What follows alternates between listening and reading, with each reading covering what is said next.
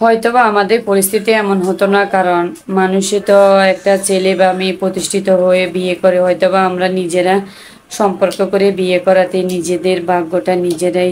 আসসালামু আলাইকুম আমার প্রাণপ্রিয় সকল কলিজার ভাই বোনেরা, সবাই কেমন আছেন? আশা করি সবাই ভালো আছেন।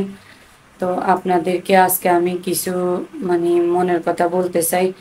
আসলে হয়তোবা আপনারা সবাই অনেকেই আছেন আমার ভিডিও দেখেন, তো আপনারা বিচার করে বললেন আমার কোনো ভিডিওতে কি আমি কোনো খারাপ কিছু দেই বা আমার ভিডিওগুলো কি একেবারে খারাপ হয়।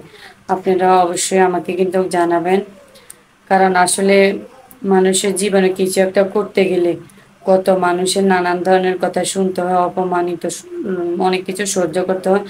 এরপরে এগুলো কিন্তু কিছু যায় আসে না, যদি মানুষে যে পরিশ্রমটা করছে সেটা থেকে যদি কিছু একটা মানুষ পায়। তো যেহেতু আমি এখনো পাইনি, ইনশাল্লাহ আমি আশা ছাড়ছি না, আমি এখনো আশা করে যাচ্ছি। তো আপনারা অবশ্যই কিন্তু জানাবেন। আমার একটাই অনুরোধ, আমার কিন্তু খুব কষ্ট লাগতেছে। অনেকে আমার ভিডিওগুলোতে ভালো ভালো, অনেকে আছে ভালো, বেশিরভাগ অনেকে আছে খারাপ। তো মানুষ ভালো খারাপ মিলিয়ে তো এরকম, আর হাতের পাঁচটা আঙ্গুল তো মানুষের সমান হয় না। তো আমি বলতে চাই আপনারা জানাবেন আমার কোনো ভিডিও থেকে এমন কোনো খারাপ কিছু আছে কিনা।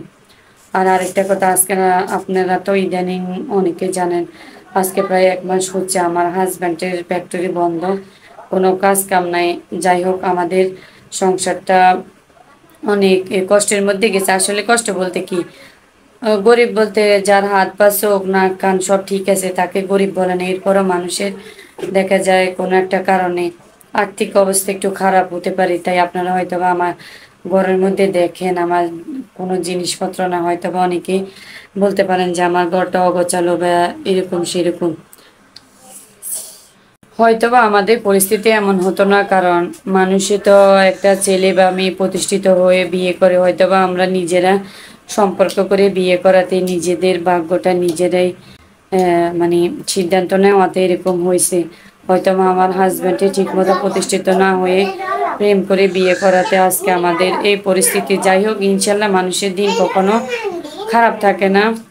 অনেক সময় মানুষ দেখা যায় অনেক খারাপ অবস্থানে থাকে, তো আল্লাহ যদি সহায় থাকে, সবাই থাকলে হয়তোবা আপনারা যদি আমাকে প্রচুর পরিমাণে ভালোবাসা দেন, এরপরে যদি আমার এই যে যে এখন কষ্টের দিনগুলো গুছিয়ে আমি যদি একটু ভালো অবস্থানে পৌঁছাতে পারি, কারণ আমার একটা ছোট্ট ছেলে বাবু আছে, যদি তার জন্য একটু কিছু একটা করতে পারি। কারণ এই কয়দিন আমার হাজবেন্ড কাজ না থাকাতে আমি বুঝতে পারছি আমার কিভাবে আমার দিনটা যাচ্ছে।